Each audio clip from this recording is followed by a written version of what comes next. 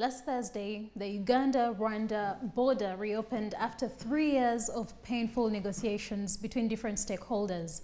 And some of the stakeholders that were involved are also here with us, and we'll be discussing the realities of the traders, especially the women who are at the grassroots, who are affected by this time of the closure. Welcome, this is CTV Month of the Woman, and I'm your host Emilia Martha Nachtimbo. And we've promised you since the beginning of the month that we'll be discussing conversations, we'll be discussing issues that highlight the gender plight of women and how to bridge that gap. And we are also bringing you specialists, like we've done since the beginning of the month, of people who are doing that work, and they're sharing with us how they're doing that work and how you too can get involved in that. With me today, I have the Executive Director of Siatini Uganda, Jane Nalunga. Welcome to the show. Thank you so much, Masa, for having me here. And good morning, our viewers. Yes, and on the extreme right, we also have Lina Asimwe from ESC. Thank you so much for honoring our invitation. Thank you for the invitation. Okay, so as is tradition here on CTV Month of the Woman, when we bring our guests here, we always want to know them better. Jane, you're no stranger to media, and you've been on camera so many times, but we are interested in knowing your personal story. How did you start advocacy, and how did you choose a career in trade and advocacy? Okay, thank you so much, Martha. It's very interesting, and thank you so much for that honor, really, for having me here. It's really interesting that I have never studied economics or commerce. I studied English language studies and history, African history, for both my undergraduate and postgraduate. I was a teacher, Nabisunsa, and really teaching English language studies, English and history. And I also worked in Bank of Uganda. I'm a chartered secretary. Then after the war, a group of us, there's some people might know Mr. Livingstone Sewanyana, yes, human rights activist, a lawyer, and some other people from the Luwero district. We started helping people in Luwero, after the war, to recover. And we formed an NGO, very powerful NGO.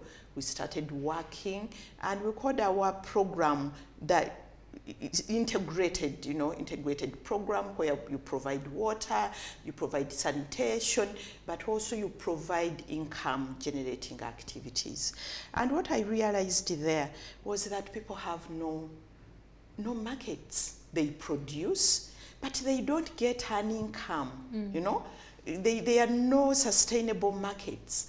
So I became an ardent believer that this country, we can trade our way out of poverty. And then I also realized, I started traveling abroad. I realized that markets are negotiated.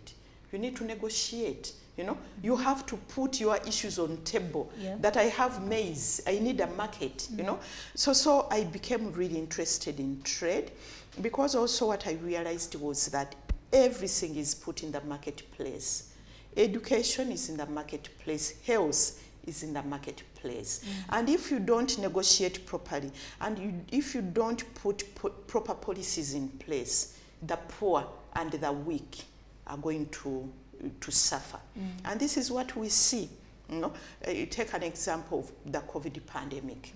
And the hospitals, the private hospitals, they were not regulated, So I became interested in the issues of trade policy, trade regulation, trade negotiations, because trade issues are negotiated right from the global level.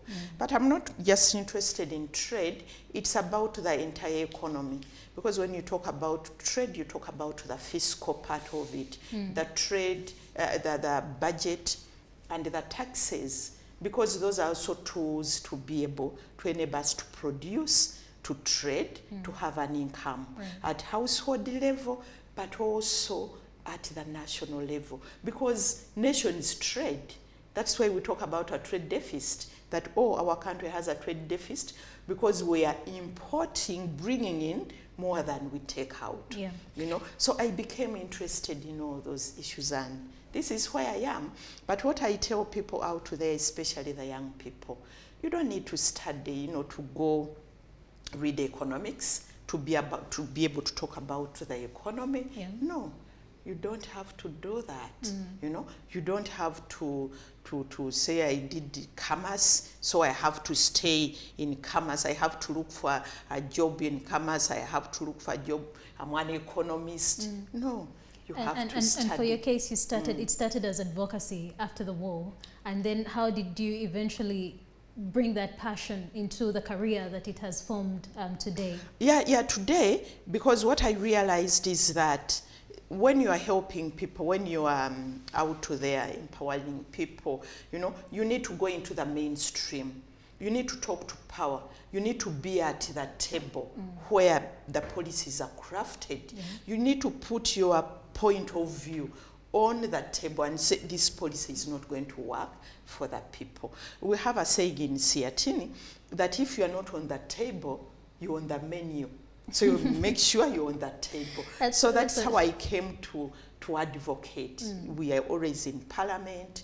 We work closely with the Ministry of Trade, by the way, you know, because we interact with the people, we can be able to assess and see that this policy has a gap, and this gap will affect the people negatively. That's a very powerful sharing. Thank you for that. What I take out from that is be at the table. You noticed what was happening in Luwera, and you said it has to be brought to the table, and negotiations are very important. Exactly. Now, over to you, Lina. You're working with the Eastern African Sub-Regional Support Initiative for the Advancement of Women. It's a regional NGO. It also works closely, or related work, with what Jane is doing at Siatini. Tell us about how you entered this work that you're doing today. Thank you, Martha. Jane is actually my mentor in the world of work. I studied economics at the university. And as we were studying, you know, it seemed so theoretical. The demand, the supply, it's supposed to balance, the market will sort itself out and things like that. When you come to the actual world, it seemed like what we were studying in class was not really what was happening in reality. And so when I was going to do my internship, luckily I got internship at Siatini, actually. And Siatini was having a whole different, you know, development paradigm, development theory. And it was actually bringing out the fact that the economy, the way it's supposed to function, is not what is actually happening on ground.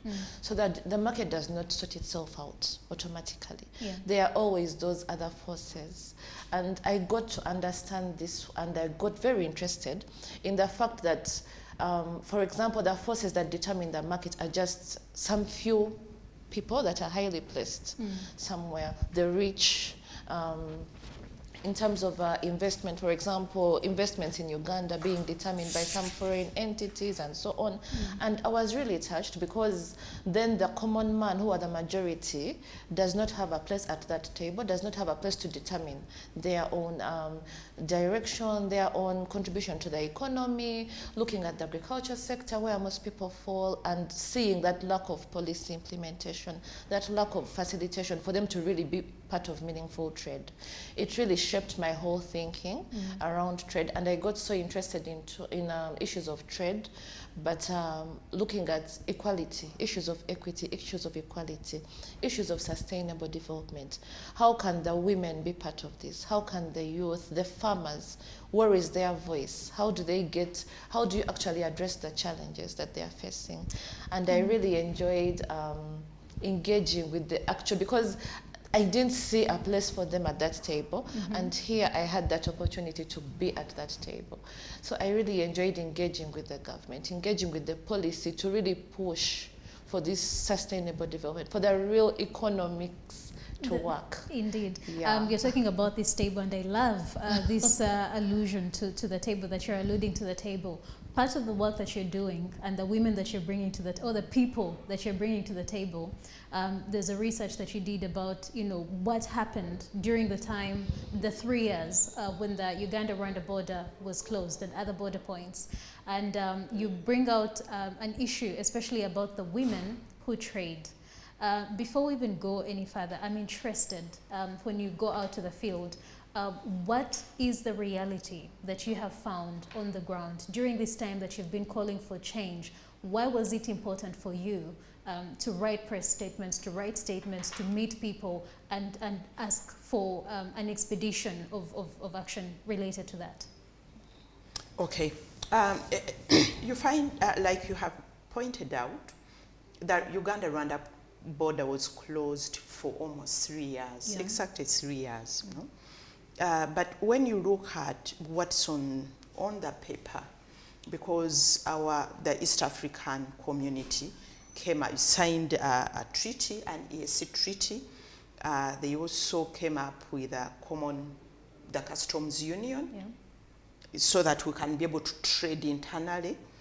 They came up with a common market protocol, which provided for the movement of people, movement of goods, movement of capital, residence, you know, all those good things that you can be able to move. Go to Kenya, go to Tanzania, work, stay there, do what, you know? Very good on paper. On the ground, Rwanda border closed for 3 years. But also the treaty provided for the East African Court of Justice, you know, where cases can be taken. So when the border was closed, there was a lot of suffering. And Lina can talk about that, because they have partners who work there, they have the women, they have been going there for the last 3 years, you know. So when the border was closed, we said we'll take these governments to court. We went to the East African Court of Justice. Our case is still there. But what we are saying really is that there is a treaty. There is all these good things written, you know, but they are not implemented on the ground. And people had put in a lot of effort to grow their businesses across the border. The women traders, you know, they had borrowed money, you know, but two people, they sit somewhere and say, we are closing the border. When you talk about the businesses that are being done, if you're to paint a picture, especially for people who have not had the opportunity to be at the borders, what the predominant businesses that you're seeing at the borders? Actually, business at the border is not much different from the businesses we see in the towns, like in Kampala. So the majority of the traders, the women traders especially at the borders, are into agricultural products. So fresh foods, fresh fruits, cereals, grain, potatoes, name it. That's what they take out. And especially for Uganda, we take out a lot of agricultural produce. And then we bring in a lot of finished products. From Kenya, we bring soap, we bring oil, we have rice coming in from Tanzania. So we tend to bring in more of the finished products and take out more of the raw, fresh products. So when the closure happened, Siatini said, no, we are not going to have just two people stop this trading from going on. Yeah, but you also see that at the border, like any other business, like Lina is saying, you know, there are also other offshoots, you know, at the border, you know, lots of businesses. We put even in our statement, the sex workers, it's also a huge business. The lodges, the restaurants, the bars, you know. So all those businesses came to a standstill. And what does that mean for people's earnings, people's livelihoods? You know, so it was a huge, you know, huge thing really. You know, so that's why we are saying, no, really, this can't go on. But I think the whole issue which we need to look at is what we put on paper and what actually happens on the ground. On the ground, you know, because for people who put in their money, or who even are putting in money now, because the border has been opened. And you know, human beings, we are so hopeful and optimistic. They opened and business is back as usual.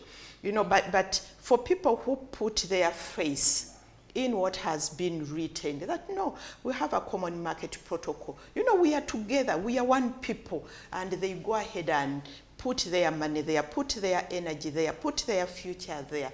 I think for our leaders, it's important they go by what they have promised. Indeed. You make it, we're coming to that exactly. The border has reopened just a few days now, and business is resuming. But what are some of the issues that you think we should pay attention to now that the reopening has happened, especially in regards to people who have to restart their businesses, and given the COVID-19, the effects of the COVID-19 pandemic?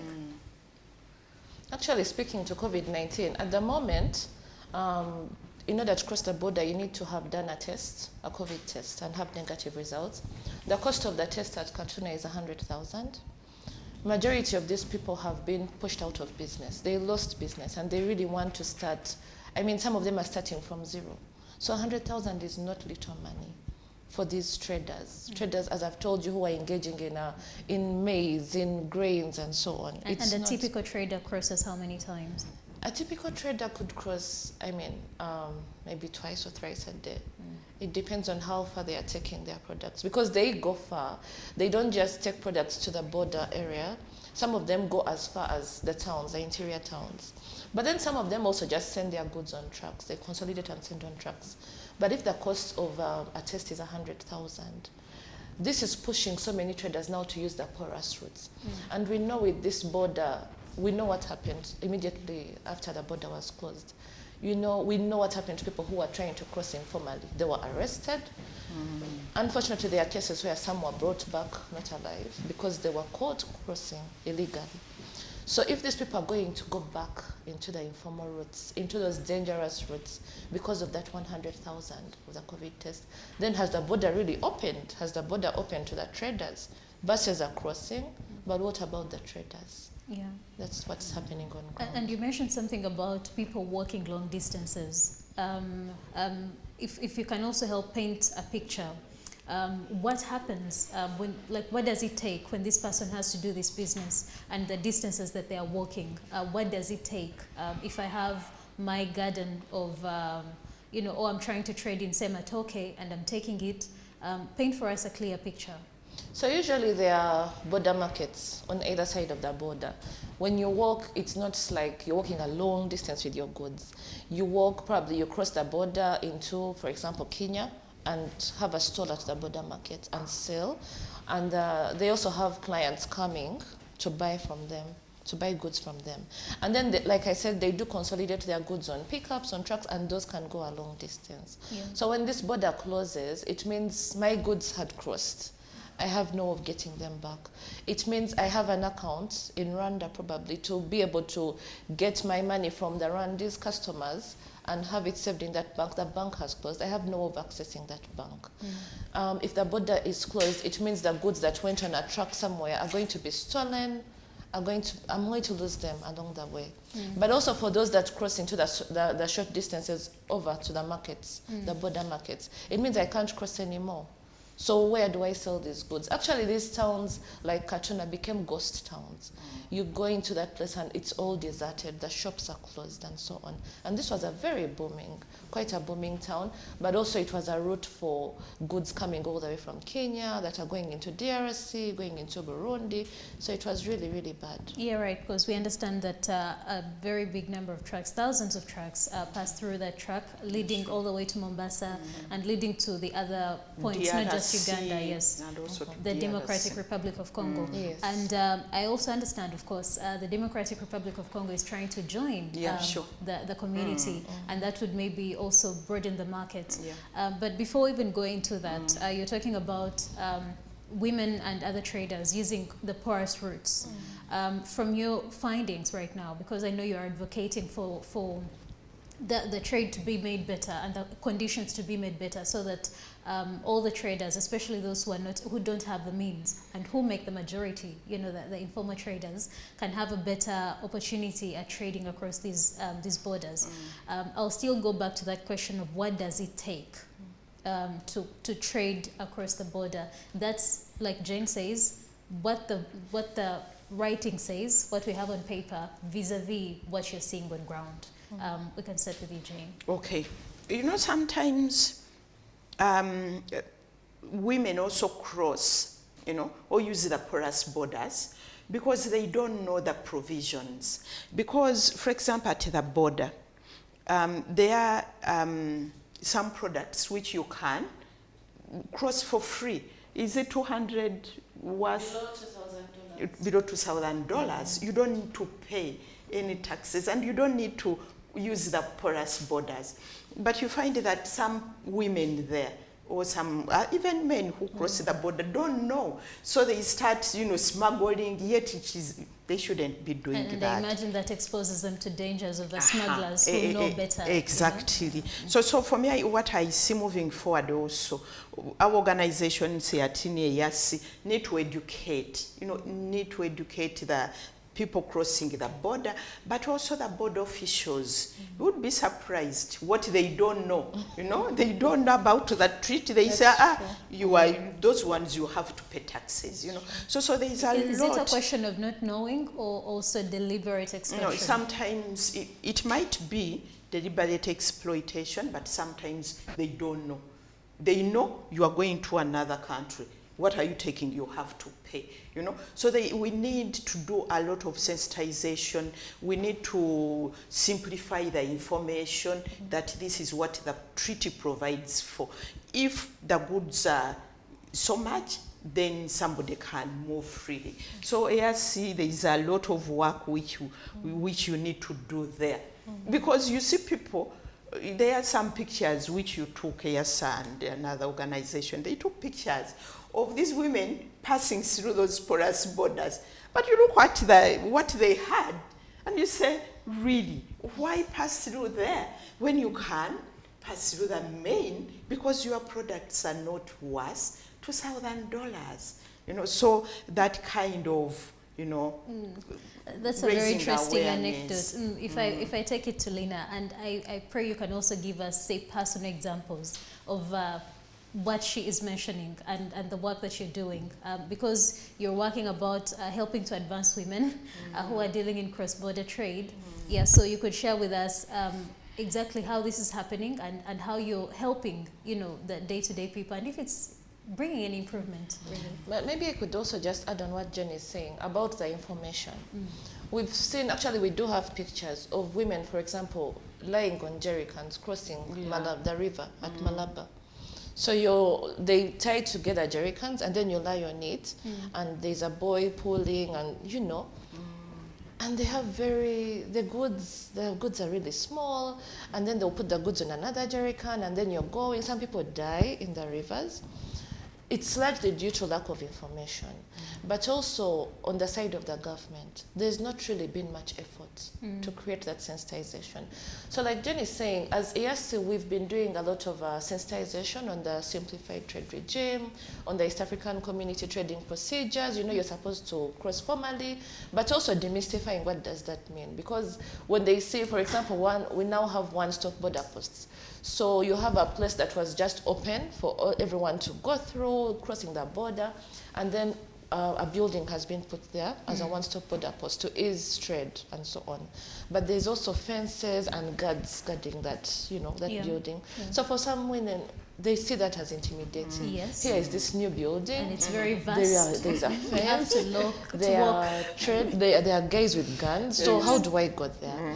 Many of the traders are not so literate in terms of going to school, in terms of English. And so they think, okay, so I'll go there and be forced to speak in English. And then they'll give me documents to fill in, and I can't write. Who is going to explain to me what needs to be done? So there are officers in there that are supposed to do this work, but the women don't know. The traders don't know. And so as EAC, we've been creating that sensitization together with the government officers, URA, immigration, agriculture, to really demystify that actually these officers, it's not, it's not rocket science, just walk in, you come here, get this document and so on. But also we've noted, for example, we need to have simplified, like Jen said, simplifying those procedures. And they are really technical procedures for some of them.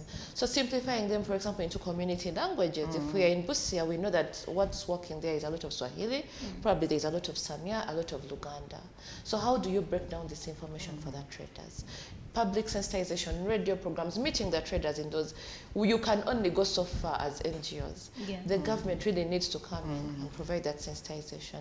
But also, like Jen said, with the officials, there are some who do not actually have that information. So like, for example, now we have the simplified trade regime, and a lot of products below 2,000, especially agricultural products, don't pay duty. So you just find that maybe you have to pay like for a phytosanitary certificate and so on. Some of them don't know, and then they force these women to pay. Some of them know, but they know that the women do not know. So they will take advantage of that. For example, you're supposed to use what they call a simplified certificate of origin, which basically shows that the goods are originating from within the East African community. You declare what goods those are. You would imagine that it was an effort to bring informal traders to the formal sector, majority of them being small scale. But you find that some of these borders, officials charging for this certificate. So each time I want to go and get a certificate, you're charging me 1,000, 3,000. It's to your discretion. And which is eating into the profit that this person is trying to So earn. the women are like, so why, these people told me it was free, now I'm being charged, so why should I even use this route? They use the panyas. Yeah, so they go back into the panya routes. And in the panya routes, they face a lot of challenges. They are sexually harassed. They are physically harassed. Some of them lose their goods. You go to Busia, you find a group of traders who are disabled, so women with disabilities, using their wheelchairs to go across the borders. So in those informal routes, many of them tell you, I was beaten, someone stole my wheelchair, now I can't even trade, so I can't earn a living. And then the question that comes to me often is, who is in charge of these porous routes? Because they are borders. You're not going, because what they always say is that if you're not in the formal routes, we can't really protect you. But does it mean that these areas, if it was a security issue, for example, whose territory does it belong to? Yes. Wouldn't they do something about it? So that's how trade is at the border. But it can also be improved. What needs to be done is really public sensitization, but also more effort on the side of the government to put punitive measures for errant officials, but also to make, like Jen said, what's on paper to really work. Right now at Mutukula border, since around December, Uganda cannot take maize to Tanzania. We've tried to follow up this issue, but it's not yet clear. Why? What's the problem? And we'll be coming to that on what we can make better, because there's a lot of trade going on. And as a country, I believe that we are also losing so much because of not trying to formalize the roots. So you're watching Month of the Woman here in CTV, and we are bringing you conversations and people who are doing the most to bridge the gender gap in our community, but also to bring about sustainable development in a way that can benefit the entire country. We're going for a very short break. Don't blink.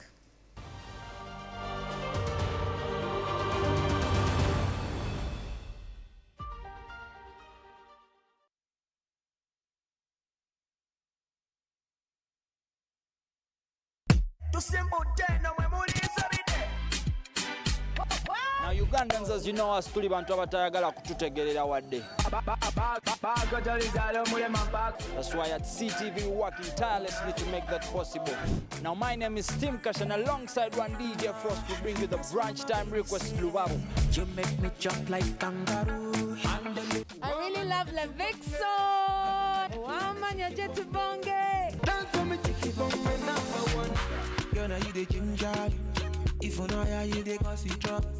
Now this show happens every single weekday between 11 a.m. and 1 p.m. Now showing on CTV. Don't blink. Let's hop in my Maserati. Mahatma Gandhi famously said, "Be the change you want to see in the world." We all have the power to change the way we feel about ourselves, others, and the world at large. The Impact is an interactive, social, and empowering platform that showcases how different change drivers have transformed community livelihoods.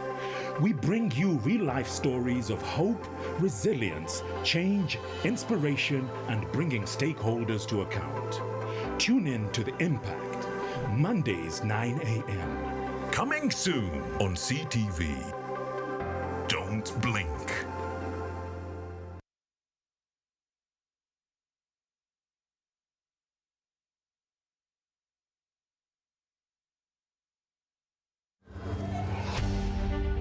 Now showing on CTV.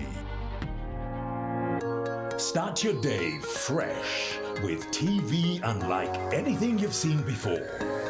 Wake up with Sunrise at Sea for your daily dose of freshly cut stories, trending online discussions, self-care and constructive conversations. No topic is off limits. Watch Sunrise at Sea every weekday at 7 a.m. Now showing on CTV. Don't blink.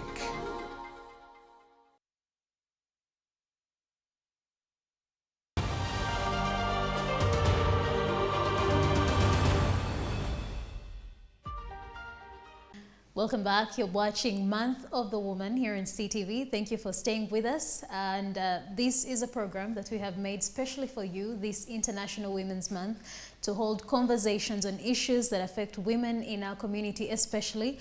Why women?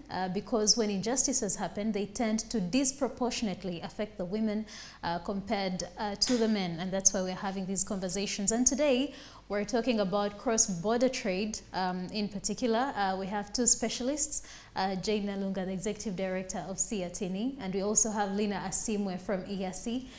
These are women who have dedicated their lives to ensuring that more women and other people are also taking part in trade, but also to ensure that there's social justice and economic justice in the work that they're doing. Before we went for the break, we were talking about what exactly happens at the different borders in Uganda, and Lina was sharing with us some of the examples of what they've seen, the miles or the tricks that people are using just to avoid going through the official channels, and the reasons why that is happening. You mentioned that some people use wheelchairs to try and smuggle goods, and what she pointed out, actually both of them, what she pointed out was the sad reality that sometimes they go through these porous borders, especially the women, because of a lack of information, and the things they're trying to smuggle do not even need to be smuggled because, I mean, the rules allow for them. So if you could still take us back to that, you mentioned that some people swim through dangerous waters, others slide through jerry cans, others are using wheelchairs, and you know the different things that you're seeing. If you could also paint for us a picture on how that happens on the different borders, the different things that people are doing on the different borders from what you have observed, and why that is happening once again. Thank you, Martha. Yes, so a lot of the traders, like I was saying earlier, do not have the information about formalizing trade. Of course, majority of them are in the informal sector. And formalizing trade involves you registering with URA, having to pay taxes and so on, which is quite expensive given the small volumes of goods that they trade in. So many of them use informal routes. Like I was saying, River Malaba, they cross over jerry cans. You just see someone floating on a jerry can and going through. And some people have actually died in this water. They use the Panya routes, and this is all over East Africa. It's not just Uganda. But in these Panya routes, there doesn't seem to be a particular government in charge. So there are a lot of errant people that take advantage of that. They sexually harass the women. They steal their goods. You have to pay someone sometimes to escort you through the routes. And sometimes these people turn on you. Yeah. So what we've been doing as EAC is to sensitize the traders, to sensitize them on using the formal routes. And of course, having realized that it's quite expensive for them in terms of registering with the URA, having a TIN and so on, we've been bringing them together into cooperatives. Yeah. So through the registered cooperatives, you're a registered entity, you can be able to hire a truck, so it will take these goods across the border for you. You do not have to go on your own. You do not have to go through the Panya routes. You do not have to take long distances, because as women, even in the formal routes, they get harassed by truck drivers along those routes. So really trying to support them to consolidate goods and be able to hire trucks. So you do not really have to go across the border on your own. But even then, we've noticed challenges of, for example, the rules and procedures are in English. Many of these women cannot read and write. So breaking that down for them, someone has to really commit to support them with that. As EAC, we have offices at the borders where our staff help the women with that. So filling in a certificate of origin, for example. But then you find that some errant officials are charging the women for this certificate, which is supposed to be free of charge. So that discourages the women again. We have non-tariff barriers, like border closures, like what happened at Rwanda. Yeah. So many of them had gone into cooperatives, they were formal, and then now the border has closed. But I have to keep earning a living, so what do? I have to go back into the porous routes. Even with COVID-19, the border closures, so many women, I mean, you have to have food for your children. So they were still going into the informal routes with whatever challenges were happening there, the sexual harassment, the beatings, because they must earn a living.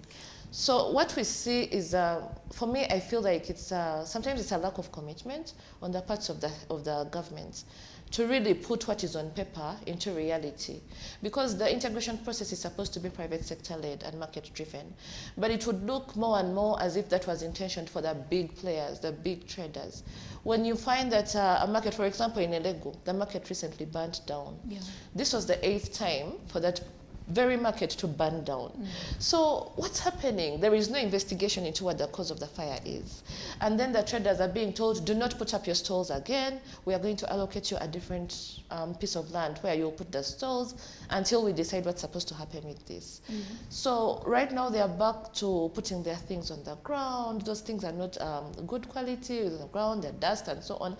But we've also seen across the East African community, by the way, when they relocate these markets, there is no hindsight as to the location of the market. Where should the market be? You take like out one of the borders with Kenya and Tanzania. The market was taken several kilometers away from the main road. You're basically being put in the desert, and no one is going to come there to buy your goods. Which is why we've seen a lot of resistance with the market vendors not being willing to go because they know they're going to lose all their clients. So there doesn't seem to be hindsight into what is the benefit to these traders? Where should the market be located? When you go to Malaba, for example, the market is in a deplorable state. You find women with their children, because these women really trade with their children. They have nursing babies and so on. But the market is so dirty. There is rubbish piling. The kids are playing in that rubbish. So you're thinking, okay, so which customer is going to want to buy from these women, really? And I mean, these are the conditions in which these women are operating. It's not healthy. But it's also not fair because they pay taxes to the local government. So they should have a market. And when you engage the local government, there is no clear reason as to why. They tell you, we are looking for land to actually install a market. But in between now and when you get that land, make these market conditions better for the traders. So these are some of the conditions in which the traders are operating, especially the women. They are not really, really good. What I'm hearing from you and what I find encouraging is that our people want to work. They are very resilient. I think that's one thing we can say about us as a society, and they are willing to develop. Jane, your organization deals a lot with policy. What policies can we put in place, or what can you advocate for to ensure that something is done? Because once the incomes of these people that we're talking about improve, it helps us all as a society and as a nation. Exactly. In fact, that's where I was going to start from. You know, when you hear what Lina is saying, you go to these borders, you know, it's like we are helping those women. Those women need to be helped. We're doing them a favor. A favor. But they are doing us a favor, you know, because life is about trading. You need to trade, you know, and what they are trading, they get it from the hinterland, from the farmers who are producing, you know. So it's part of our economy, you know. So we should be, or government should be ensuring that there is a booming trade there, because one of the issues which we are having, the biggest challenge, is about markets. You know, people are saying, where are the markets? We don't have markets. You know, look at the pineapples. Masa, you buy pineapples. Maybe you are driving. This kid comes, boy, you know, 5, 6 pineapples, 10,000. Do you ever think how much the woman, the farmer in Luwero is being paid? If at the street, on the street, you are buying almost 10 pineapples at 10,000. So the issue of markets is very important. And yet you're using pineapples. We have very, very sweet pineapples. Exactly, you know. So the border markets should be an outlet, you know. And the moment we have those very good outlets, that means production is stimulated. That means money is flowing, you know, money is moving, and people are happy, you know. But then the way government has neglected those border markets it's very deplorable. So going back, because the policy framework also matters, you know. For example, issues around ensuring that those border markets are worked on. That means we need a budget for that, you know. I don't see that being done in our budgets, but it has to be done. So when we are discussing, we are in the budget month, I don't know whether it's already gone, but we need to ensure that those border markets are thriving, to ensure that we produce and we are selling and people are happy. You know, a poor person is an angry person. Eh? Especially a man. We need to make sure our men are happy and they have money. And then we shall do that through policy and advocacy. Policy and advocacy. And you know, we are talking about inclusive and democratic regional integration. And the East African bloc is becoming bigger. We are bringing DRC, we are bringing South Sudan. So if we can't make our border trade vibrant and sustainable, then why are we expanding? You know, so we should expand, but ensure that our people are trading. They are safe, they are trading, they are making money for themselves and for the country. And this goes also to the policy framework at the EAC level. You know, when you look at what happened at the Rwanda-Uganda border, it was because we have no vibrant dispute settlement mechanism. And I think that has been mentioned, especially as we roll out the AFCFTA. As we roll it out, as we roll out to the East African regional integration, we bring DRC. You remember when we had that problem at the Rwanda-Uganda border? Our two presidents went to, is it Angola? It was the Rwanda Convention, yes. No, they went to Angola for arbitration. Then they went to DRC, to Congo, for arbitration. But the East African Secretariat was there. We have the summit. Those were two SADC nations that they went to. You know, so what we saw was that there is a challenge when it comes to solving problems. You know, every time you enter an agreement, you know, even if you are in love, Massa, the first thing you discuss is when we have a problem. The problem hasn't yet come, but problems are part of life. When a problem comes, where should we go? What do we do? And how do we resolve this dispute? Resolve that. So what our proposal is that we need to review the East African Treaty to insert that a very vibrant, robust dispute settlement mechanism, which can be respected by all the partner states. Because what we have is not respected. That's why our presidents had to go to Angola, you know. So we need to address that. Because every time you are talking about money and trading, there has to be conflicts. Because one party would want to earn more, and that's why we see all these NTBs, the non-tariff barriers.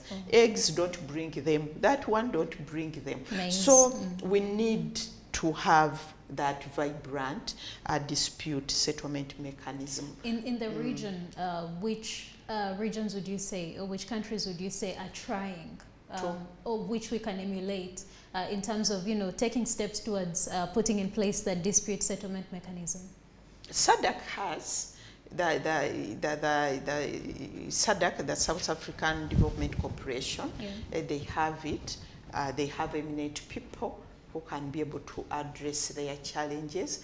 We can also look at the World Trade Organization, the WTO. That's the global body which oversees global trade. They have a body, you know, and it's also elected from eminent people who sit, the lawyers who sit, and you take a case there that this country has stopped my beans going there, you know, and there is retaliation. You pay heavily. Because what's also missing in our regional integration here, somebody closes a border, somebody says don't bring your eggs, you know, And the following day says, okay, now bring. But we have lost money. Yeah. We invested, you know, and you just walk away. 1 minute you say, bring. Another minute you say, don't bring. That's you have to impunity, pay impunity, yes. So you have to pay for that. You know, so we need to build that consciousness that you just don't wake up and do things which hurt other people, hurt other businesses. There is a cost to that. Unless we do that, we are going to have challenges in our trade. And you know, the biggest challenge also is that we are broadening our markets. Yeah. We have, because we already have East African community, we have, you know, there is COMESA. Yeah. That's also another trading area. We have SADC. But we already have a tripartite, ESC, COMESA, SADC. So if we don't address how issues are resolved, then we are going to have a problem. But we're also negotiating even a bigger one for the entire continent. Region, yes, the entire continent. And Massa, talking about dispute settlement, it's also important to send out a message out there, people who want to invest in Africa, that we can be able to resolve issues. You can't expect somebody to bring their money here, invest, and then the following day they tell you, the Rwanda market is closed, now the DRC market is also closed, now that one is closed. You know, so it's a very, very important issue, the way we address, you know, trade challenges. I get, you've spoken rightly about us expanding the market that we have with DRC coming on board very soon. I wanted to ask the opportunities that presents, because we've already talked about some of the challenges, especially when dispute settlement is not there. But for anyone who is, you know, looking for a wider market for a lot of things, what opportunities are there, and what opportunities should especially the women look out for to position themselves to gain from that expansion? Okay, I'll go first. For any market, the opportunities, as long as you have what it takes to go into that market. For example, now we have the DRC, we are negotiating the Continental Free Trade Area, but the question is what products are we taking into that market? Exactly. And for me, I think as a country, those are issues which we should really, really discuss. You know, we should put a lot of effort in that. But I don't see that being discussed. You know, even when we talk about the Continental Free Trade Area, it's like, oh, there is a market over there, and oh, we have that bigger market. But what are we taking there? Are we ready to take anything there? And you know, there are opportunities, but there are also challenges. I tell people that these trade negotiations and market issues are double-edged knife. They cut both ways. Yeah. Because you are saying there is a big market out there. The other people over the other side are also saying, oh, there is a big market out there, including Uganda. Yeah. And what happens if you are not ready? You become a market for the other. Like you mentioned, if you're not on the table, you're the menu. Exactly. Even now, we might end up on the menu. And we are ready in a way. Because you find, for example, take an example, we are producing our pineapples. But you go on the shelves and you look at the value added, the juices, which all of them are imported. Yeah. They are imported. Maybe on Uganda Airlines, they serve imported juice. Exactly. I was going to say that recently. Last week, I was in Dar es Salaam, and I took pictures. I will show you, Massa. For me, I'm so particular about what I eat, what I drink. You know, I want to eat Uganda. I want to buy Uganda. If we can be able to produce it here, let us eat it. I took pictures. When I was going, it was Kenyan juice. When I was coming back, it was Dar es Salaam, it was Tanzania.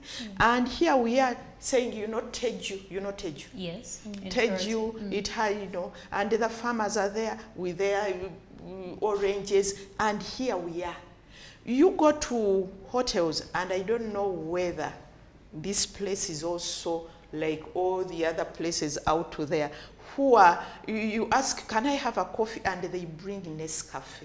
And you feel like saying, really, really? With all the coffee we grow. Exactly. And you bring Nescafe. A colleague of mine has very good coffee, and it's Ugandan coffee. Exactly. And recently we lost the coffee quota. Yeah. Yes. So let us market that. So when we say we have all these markets, what are we taking to those markets? When even on our market, what we have, we are giving it away. Because by taking Nescafe, you are giving away your market, So if you can give it away here, then why are you fighting over the coffee quota that you have lost? Exactly. I think one country that's going to really benefit from the after is Rwanda. Rwanda they're really doing a lot to market that country in terms of tourism, but also in terms of digital. With all the computers, they're skilling the economy, the citizens to really be digital, tech savvy. Yeah. We are talking of opportunities. Right now we have the Africa Continental Free Trade Area coming. It's a big market I think over 52 countries. Yeah. 54. Eritrea is out, they would be 55. Okay. That's a very big market. And we are saying what are the opportunities for the women. But the opportunities are there. For sure they are there. Issues of standards. Can we meet the standards in that market? If within ourselves, we are in, let's say, East African communities, our home. So it's like we are in a home and my cousins cannot eat my food because they say it's dirty, it has no standard, it has no... The other cousin is closing the border to me because of certain issues they feel I'm not handling, right? Yeah. We are not really organizing ourselves as a country, but also as a region to really tap into that market.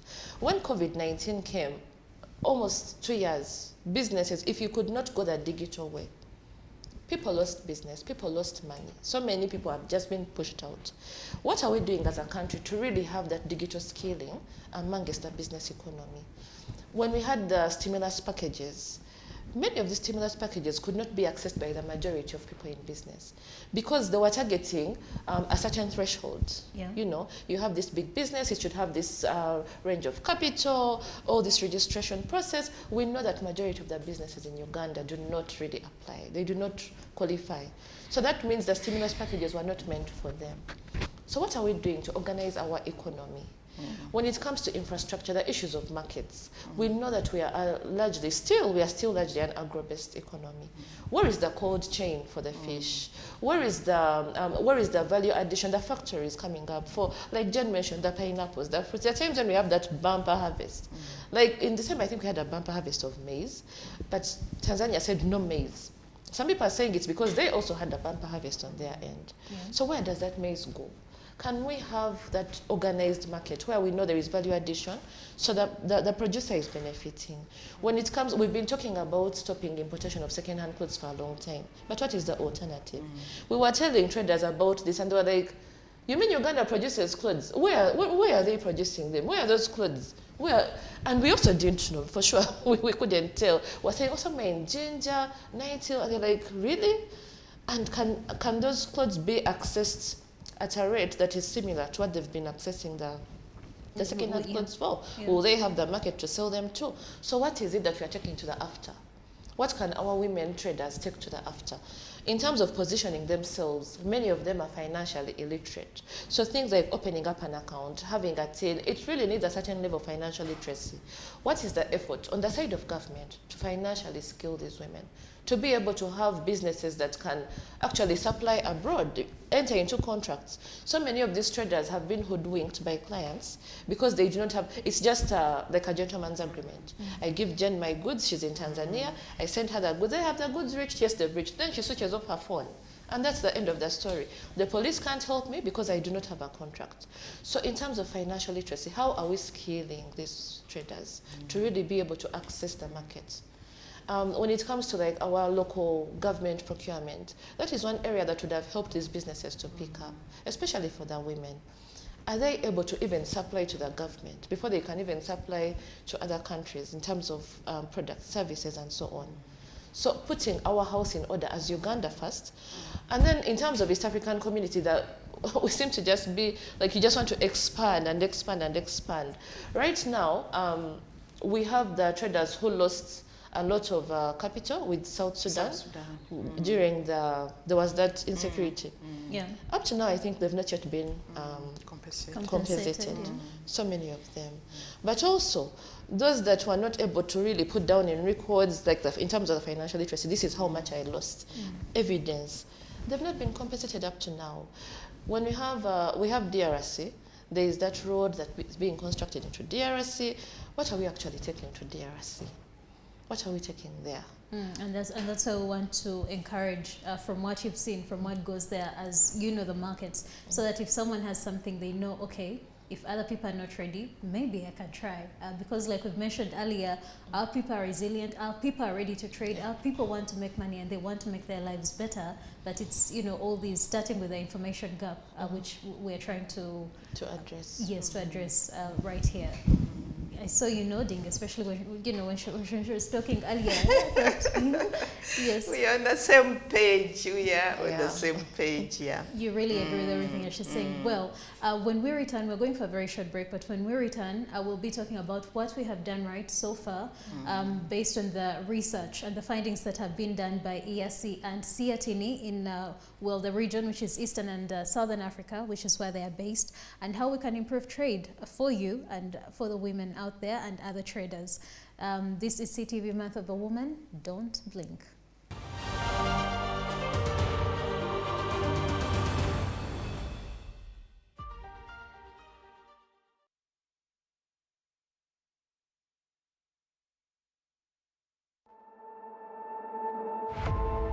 We entertain you. Ngawe tukuwate.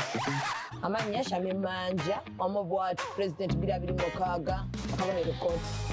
Nanga wento na Aliyah Nafuka, you can call me Aliyah one, but tikutemo olwaleero. Ani tubasuubiza ntugenda kubanga tuli mu bitundu ebyenjawulo. Ani yayambadde obulungi. Kapoye ki akazze ku mulembe. Ne gown ya black, erina tiara ya black. Tiara. English of my kind. Tiara. I feel the beat. You feel the beat? Yeah.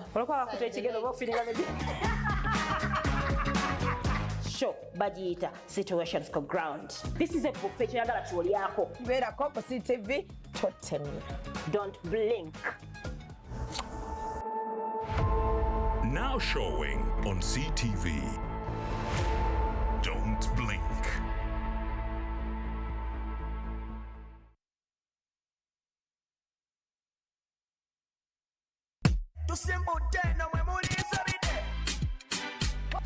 Now Ugandans, as you know, us tuli bantu abatayagala kututegerera wadde. That's why at CTV we're working tirelessly to make that possible. Now my name is Tim Cash, and alongside one DJ Frost to bring you the brunch time request Lubabu. You make me jump like kangaroo. I really love the Vixen. Wamanya Jet Bonge. Dance for me, chicky bum, my number one. You know you the ginger. If you know you the cause you drop.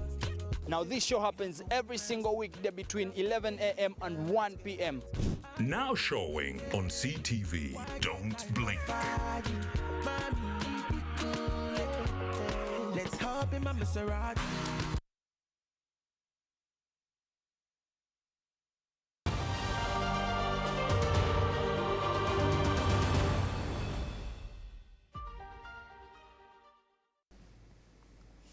Welcome back from that short break, and thank you for keeping it CTV. Here we are discussing trade opportunities in the country and across the region. And before we went for a short break, we were having a conversation on the opportunities that are opening up for the traders here in Uganda. And during the break, Jenny told me about, you know, you exclaimed and you said, but there are so many opportunities. And someone might actually be watching and they're thinking, but what opportunities? Because we have seen, actually, especially the young people, many of them feel like, you know, in Uganda, there's nothing more that I can do and I need to try elsewhere. Yeah. And that's why we are also having an increase in the number of young people who are trying to go and do casual work, especially in the Middle East. You mentioned that there are so many opportunities that are opening, especially in agriculture. Spell them for that person who is listening. Okay. There are opportunities because, one, people have to eat. Whatever happens, you can put on one dress the entire week, wash it at night and put it on, but you can't eat one meal an entire week. So food and organic health food is now the in thing. Yeah. So the market is out there. We explored, for example, sim or sesame. Some people call it sesame. Yeah. We are the second largest producer of sesame in Africa, and I think the fifth or seventh globally. And out to their Arab countries, they need the sim, the chia seeds, the pineapple. But what's very important, because this is what so many people say, throwing markets at people. But when we talk about trading, we are talking about a product and a specific market and a specific product. When we say we have the East African market, we have, Europe told us, bring everything but arms. That market is there. You remember we had AGOA. We have still AGOA. Yeah. It's there. Now we are talking about the entire continent. Yeah. After. So the markets are there. But when we talk about what's going on, the negotiations, in the palette of trade, we talk about market access and then market entry. You can tell me, come in, but the door is locked. You have agreed, you come in. Yeah. So we need to open those doors to enter the markets. And how do we do it? I can give you an example. Some years back, Kenya negotiated with China. That China, we have a trade imbalance. Yeah. China, you bring in so many things. And it's like Uganda, you have a very big trade imbalance with China. So Kenya said, let us balance up a little bit. China said, okay, what do you want to bring? Kenya said, I can bring avocados. Said, okay. Then they negotiated. Because China had a tariff, a tax on avocados coming from outside of about 30%. Said, okay, it can go down to 3%. They negotiated the tariffs around the taxes around that. Which is a very good deal, from 30 to 3. Exactly. They also negotiated what the standard, what Lina was talking about, the standard. What kind of avocado do you need? Said, I want it hardcover, I want it frozen, I want it the Hass. So now Kenya is growing Hass. And I understand even it's a rumor that even in Uganda, where there are Hass, it's going to Kenya to go to China. I don't know about that. I've seen Hass, people promoting Hass here in Uganda. But but Kenya has a ready market, ready market. And they know how much they are paying their producers. And they have outgrowers. Even if you have 20 or 30 trees of Hass, you can harvest and sell, That's trade. What's happening, how we are doing it wrong in Uganda here? People are told, you go there, Massa, you are dressed very nice, and you say, you know what, there is a market for moringa. Moringa, they say, atunda chiraru. And the poor people start growing moringa, they look for their seeds, they do. By the time they are harvesting, you are nowhere to be found, Then they say, now what do we do? They go to another product, So we need to address that, We need to be able to negotiate markets. You negotiate a market, the product specification, what standard is needed, what color, For example, sim, I didn't know. Sim, there is black sim, there is white, there is brown, there is mixed. So what kind of which different markets are these different ones? Exactly. So you negotiate that. You want black sim, we can be able to bring it. How long does sim grow? Isn't it 3 months? You already have the sim, and you mobilize the producers. Then you link UNBS, the standards, to sim. Because, for example, we already have a sim standard, So we need to be deliberate in the way we produce, in the way we market. And for me, I think poverty will be history. It will be history within 1 year.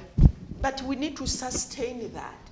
Because what's also happening is also lack of sustainability. But it goes to how much you pay the producers. Because if you pay them peanuts, they just leave, sell the land, buy border and come to town, you know. So we need to sustain our markets. We need to be there, and we need to brand that way. And we don't need to, for the beginning, let me give you another example before I shut up. Take an example of Mauritius. I have been in negotiations with Mauritius. Mauritius, when they were starting to develop, they started with sugar cane. The European Union used to give quotas, sugar quotas. Uganda, we got a sugar quota. We never sent a single grain of sugar. In fact, today when I see us quarreling over sugar, I say, really? European Union gave us a sugar quota, we didn't use it. Mauritius got a sugar quota, and they planted the sugar canes everywhere, because the condition was for EU to fulfill the quota. It's you produce, because they wanted to give jobs to the people. Produce, add value, the machinery, people are getting jobs and all that, you know. Mauritius mobilized sugar production. In fact, I remember when I went to Mauritius, even some roads had sugar cane falling in the road. So they mobilized because the market was there. So, and you could go to trade negotiations, they bring sugar. You look at Mauritius and they are ready to defend sugar. Okay? So we need to brand that if we are in coffee, let the entire world know we are in coffee. But today in Africa, you talk about coffee, say, I'm from Ethiopia. You don't look like you are an Ethiopian. You say, no, I'm from Uganda. We also grow coffee. Really? Okay. Where do you sell your coffee? So let us do the branding.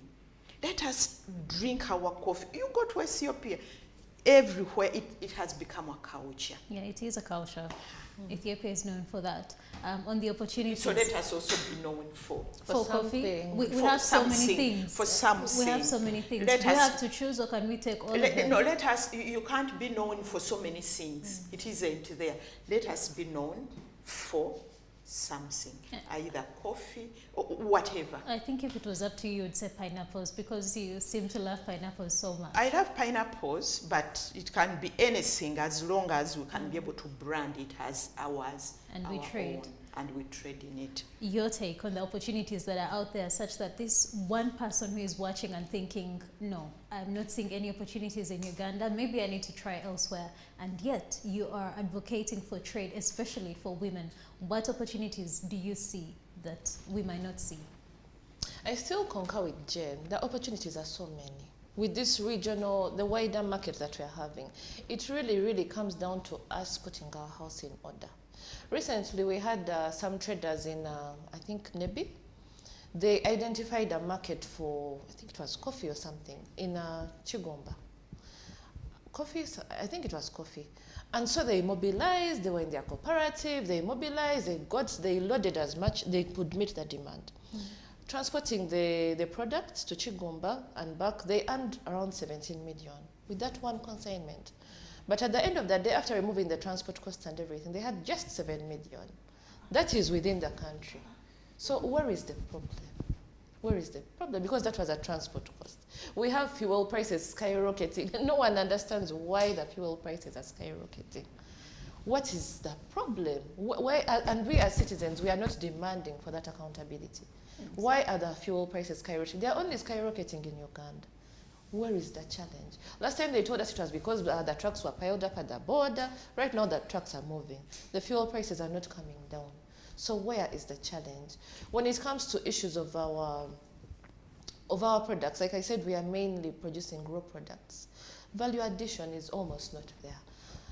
There is a trader we know who comes all the way from Kenya, and he goes deep into our villages here in Uganda, and he gets cassava and sweet potatoes. As dirty as they are, he goes all the way to the garden in Uganda. Yeah. Puts all that, with the soil and everything on the truck, takes to Kenya. He has established a community in Kenya. They wash the potatoes, they clean them, the cassava, everything, and then they cut them into, what do they call those? They cut them and pack them. Yeah, and he has markets in, I think, Europe or China somewhere. So I mean, how is it possible that someone can come from Kenya all the way to the garden, pick these products, and just clean it, slice it? They across the border, another country, they come in, they get the uproot, the cassava. They take the cassava, they take the planting, they take also the leaves because they eat the leaves. Here we don't eat the leaves. Everything. Then the following season, the farmers are asking for planting material. The materials have already gone across the border. And I mean, it's not much. I mean, this guy is just cleaning and cutting, and he has identified a market. So why can't we, in terms of Uganda, why wouldn't we identify that market? Because the production is here. So that farmer can also get some added value for his product, just from washing it and slicing it the way it needs to be sliced. So it's really about putting our house in order. There is, I think, a lake, there's a lake somewhere, I forget where it is.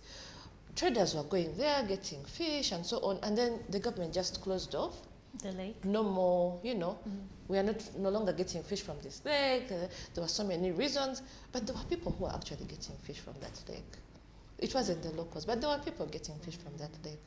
Right now, the traders they had eliminated the middlemen to go and get silver fish from Lake Katrasi. So having realized that, now we have so many of these guys, the traders coming, the middlemen have been eliminated. They've worked it around. So URA has introduced something. You must have a till in order to get this silver fish. The silver fish consignments of these traders are so small for them to really have to pay taxes on each of those small consignments. So now they are back to purchasing from the middlemen, which is more costly. They get less from that. So it's really about putting our house in order and being more intentional on getting the markets, but also working on us being able to supply. The markets are there, but can we supply the markets? And be consistent with it. So what I'm hearing from you is you're telling us, me who is here, and also our viewers, that we should demand answers as Ugandans. And we should think big because, the opportunities are there, but don't just plant something small or do something very small and you think you'll end there. And you're also challenging us to push for policy. Okay, as we are thinking big and doing something like that Kenyan man whom you've mentioned, I was actually somewhere at one time and it was a clinic setting. And someone was next to me. I got to learn that he was also Kenyan, and they were saying, these Ugandans, they are very, he was not using kind words with what he was saying, and he was talking about how he's here getting so much business, and the Ugandans are just there looking on. So, and that example that you've given is much as we have, Jane and you here pushing for policy for us, on that table that you mentioned as we started the show, we should also as individuals do something like, that Kenyan man. And also as we are doing that something, ensure that there are quality standards that we are following in order for us to succeed. Because yes, like you mentioned, there can be the political will and the national will to do something, but also you as an individual, what are you doing? Because there are people who are succeeding from what you're telling us. But also not to dampen the mood of those who might be listening to us. There are things that we are doing right. There are strides that we have made. I mean, from the time that you joined this career back in the day, from the times of war until now, there's an improvement that you've seen. You can help us highlight some of those things that we've said, okay, Uganda, here we're doing well.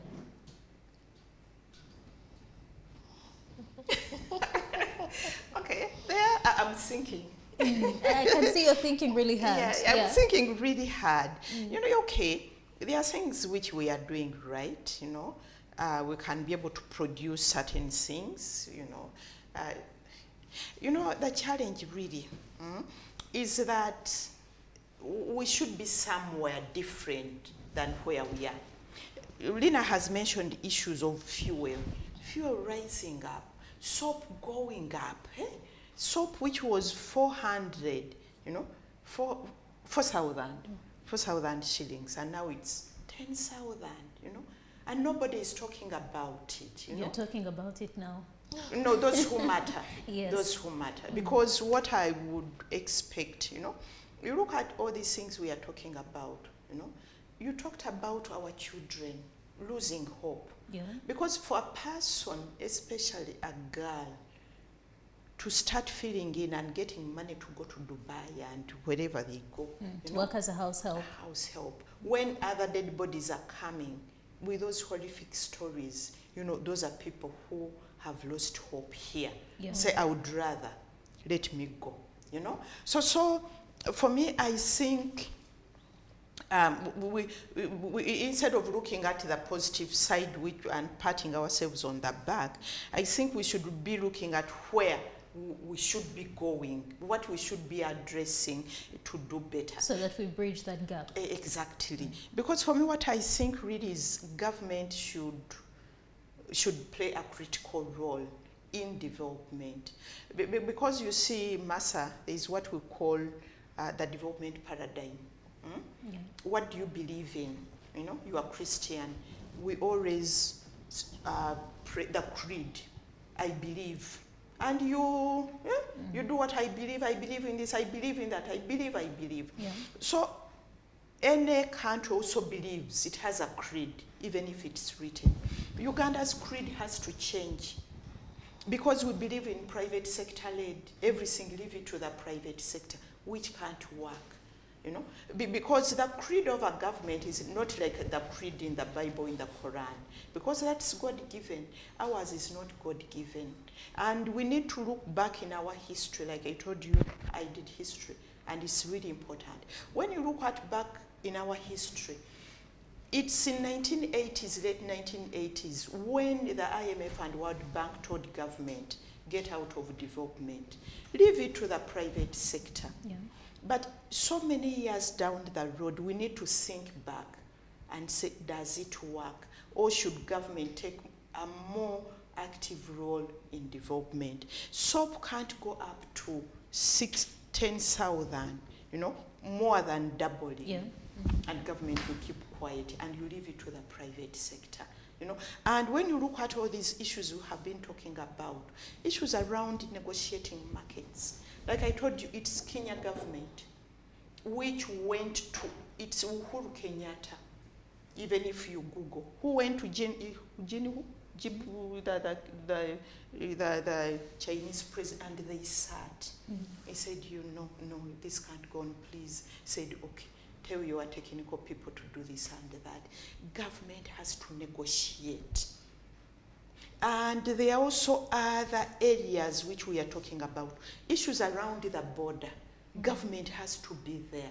The illegal market is bad and nothing is done. You know, government has to be there. So we are looking at it, because if you don't believe, you can't do. So we need to change that belief. In fact, they were talking about mindset. Government mindset has to change first before they change the mindset of the citizens in terms of development. Yes, and their role in development. And the times when you're working, you've already mentioned some of the places where you feel like this should be done, this should be done.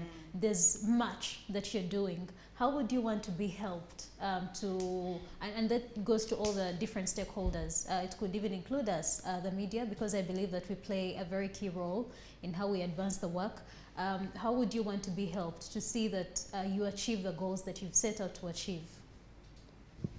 Well, before I answer that, you wanted at least one positive thing we are doing. I remember recently I was moving at the bypass and I was like, this guy has built roads, you know, he has built roads. But then I also remembered there's a time when they had just built, I think, was it the Gulu Highway? And it was such a lovely road. And the question was, okay, the road is there. What are we using the road for? What do we take out of Uganda? Yeah. So the farmers decided to use the road to dry. They would dry. Hey, they would dry on that nice tarmac, and you know it's clean. Because when it's hot, it's and that's funny. So, what do we want? For me, I would want because the citizens, like you said, they are really ready. They are ready to work. All these educated girls and boys, when you go to internal affairs and you see the lines there, all these educated girls and boys that want to go out and work as house helps because there is no work here. Really, as a country, can't we think of ways to create employment? Like Jen said, we have really thrown it to the private sector. In Uganda, I think they would say Uganda, echisuse. in terms of private sector. You bring the Chinese, they set up a factory. So you're like, oh, we've brought investment. What jobs are there for the Ugandans in those factories? Am I only going to be, what do they call them, loading the, we have all this, we have so many literate youth. What jobs can we create for them? Can we negotiate when we are bringing in this investment that a certain quota of employment, and at these levels, it's not just about me, okay, you brought people, they've put up a flower farm, and forever and ever, the Ugandans will just be picking the flowers. That's hard labor. And then you bring we have engineers. So you have a road being constructed. The manager is a Chinese. The one driving that driving the truck is also Chinese. And I'm like, really? Even driving the truck? A Ugandan couldn't drive that truck. And we have educated our children. We have engineers. We have doctors. You have hospitals that are totally failing.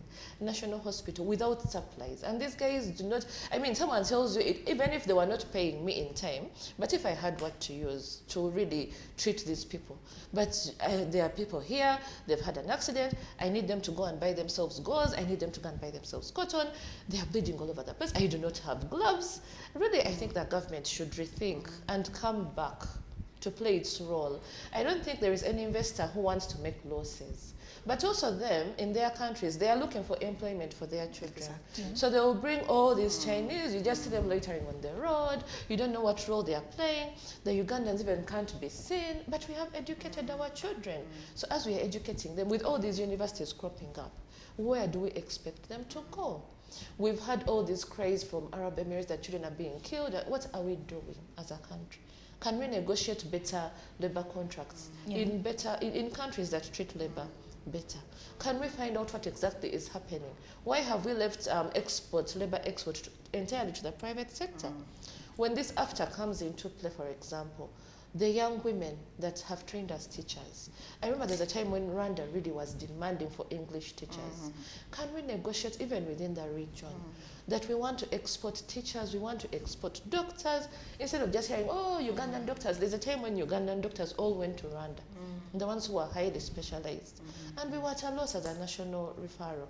So can we negotiate better labor contracts for our children who have been educated, for their youth?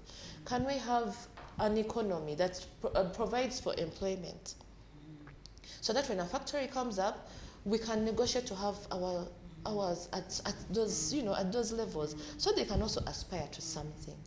Okay. When it comes to remuneration in the public sector, teachers, they cry over and over their salaries, and we know they are being paid peanuts, surely, but even the peanuts cannot reach them.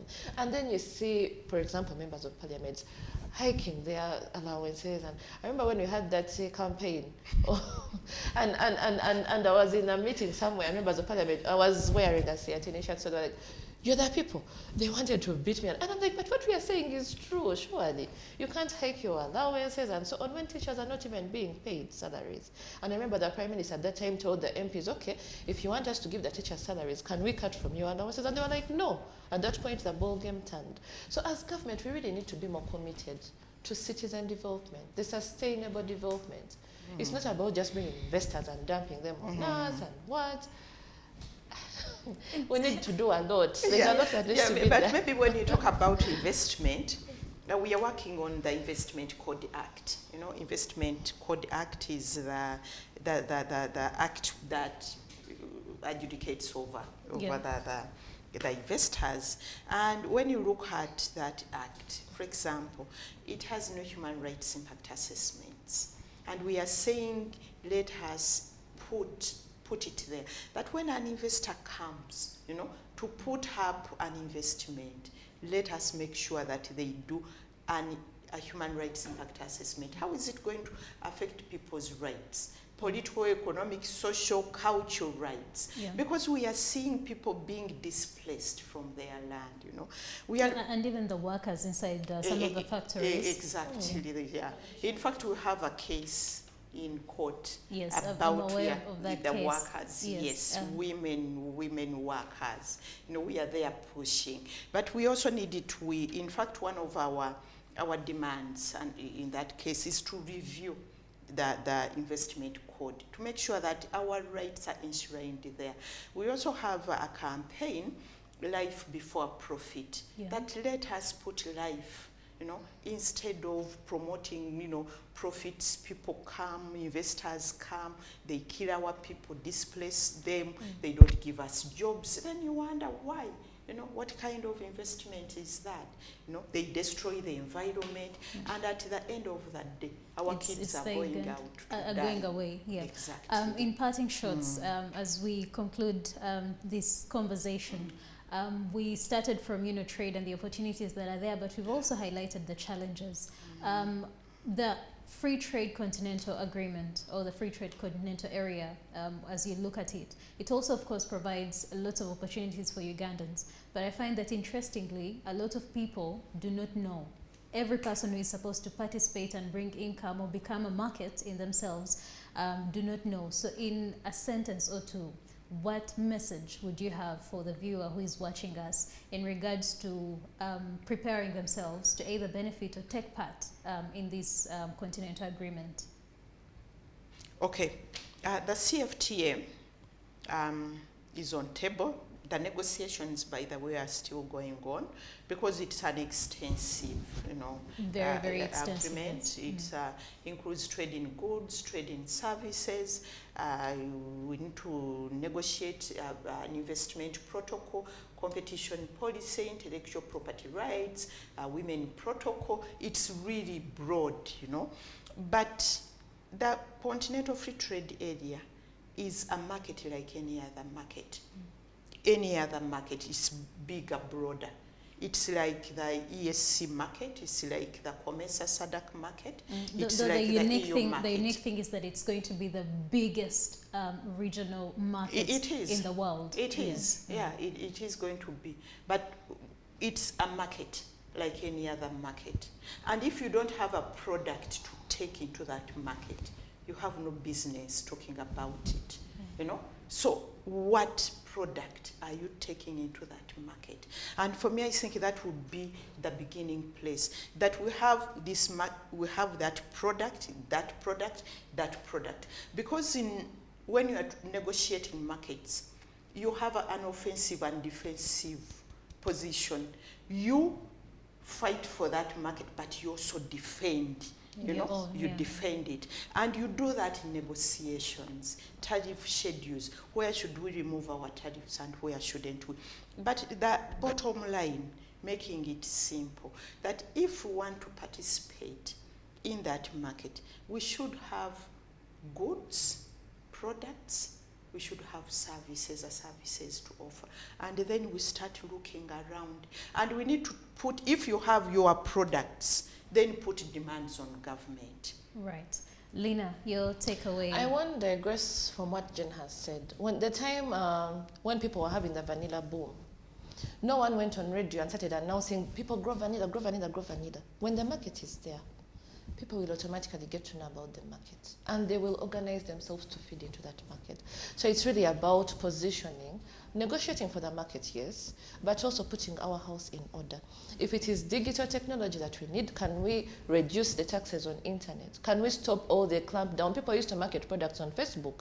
I would market my product and someone in Ethiopia gets to know about it. Right now there's a clampdown on Facebook, and yet we see government officials using Facebook to communicate to us anyway. So the market is there. We are more than ready for the market.